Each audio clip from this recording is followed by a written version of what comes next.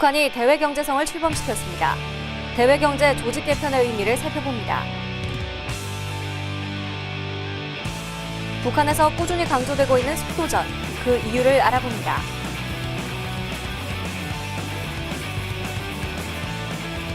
북한에서 중계되고 있는 월드컵 방송의 특징을 살펴봅니다. 안녕하십니까. 유니TV 한반도는 지금의 김하늘입니다. 오늘은 통일부 경제사회 분석과 박준수 사무관을 모시고 한 주간 한반도 동향을 알아보겠습니다. 사무관님 안녕하세요. 안녕하세요.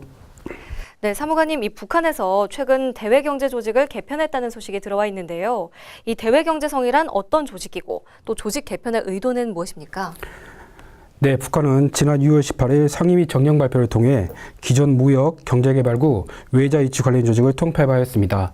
수출 수입 등 북한의 공식 무역을 총괄한 기적 내각 무역성에 외국 투자 유치를 총괄하는 하병투자위원회와 경제개발구를 관리하는 국가경제개발위원회를 통합하여 대외경제성으로 개편한 것입니다.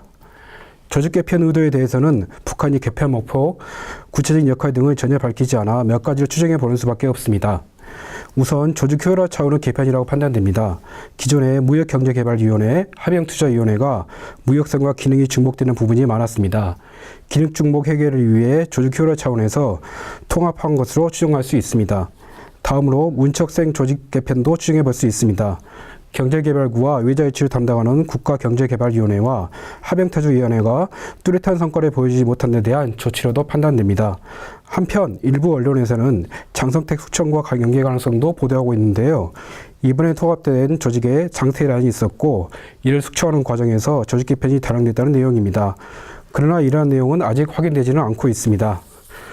일단은 북한이 조직 개편 취지를 밝히지 않았기 때문에 분명하게 말씀드릴 수는 없지만 독립된 위원회 조직을 통해 추진하던 경제개발구 업무가 대외경제성이라는 신설 조직 업무로 편입되면서 아무래도 조금은 위축되지 않을까 예상합니다. 다만 신설된 대외경제성이 기존의 위원회가 추진하던 경제개발구 외자유치를 중점적으로 추진할 가능성도 있습니다. 결국 향후 북한의 대외경제 동향을 지켜보면 근본 조직 개편의 의도나 목적 등을 알 수 있을 것으로 판단됩니다. 네, 조금 더 지켜보는 게 좋겠군요. 지난주 김정은이 이 위성 과학자 거리와 5.1 경기장을 방문하지 않았습니까? 이 서로 다른 두 장소에서 속도전을 강조를 한 것으로 알려졌는데요. 이 북한이 매번 이렇게 속도전을 강조하는 이유는 뭔가요? 네, 북한은 시설물을 건설하거나 공장 등을 가동할 때 자재, 생산 원료 등이 절대적으로 부족한 상황입니다. 유일하게 노동력에 의존할 수밖에 없는데요. 세습 정권의 지적을 단기간 내 과시해야 하는 상황에서는 속도전을 통해 노동력을 강제 동원하여 성과를 낼 수밖에 없습니다. 북한은 과거 김일성 시대부터 꾸준하게 속도전을 강조해 왔습니다. 김일성 시대에는 대표적으로 천리마를 탄 기세로 달리자라는 구호 아래 천리마 속도가 있었고 평양시를 복구하면서 평양속도, 강선 제강소 증설을 독려하면서 강선 속도 등이 있었습니다. 김정일 시대에는 만수대 거리 아파트를 건설하면서 만수선 속도를 외쳤고 희천발전소를 건설하면서는 희천 속도를 외쳤습니다. 김정은 시대에 들어서면서 대표적인 속도전은 2013년 마식령 스키장을 건설하면서 등장한 마식령 속도가 있었습니다. 당시 마식령 속도를 통해 10년을 걸려 건설을 못할 스키장을 1년 만에 완성하라고 강요하면서 건설 기간 단축을 독려했습니다.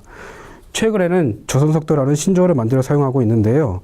이 용어는 지난 1월 중국 신화망에서 사용한 것을 김기현 당 비서가 4월 공식적으로 사용하면서 널리 사용되기 시작했습니다.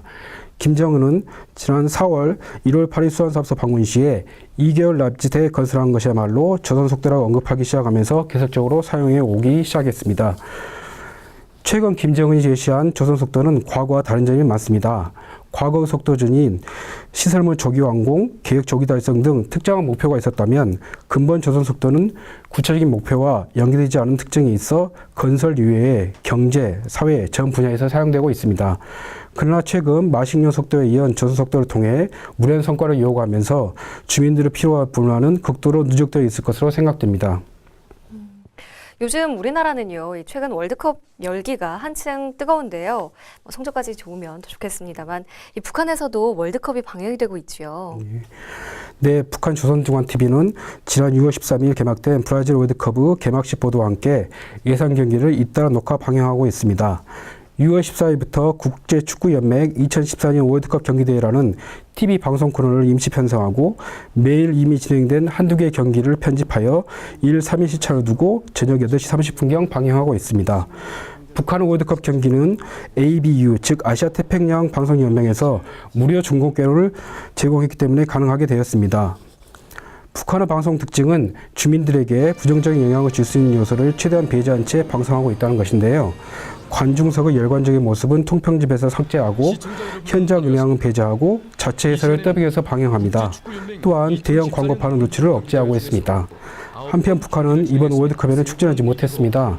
하지만 지난 1966년 잉글랜드 월드컵에 이어 44년 만인 2010년 남아공 월드컵에 출전한 바가 있습니다.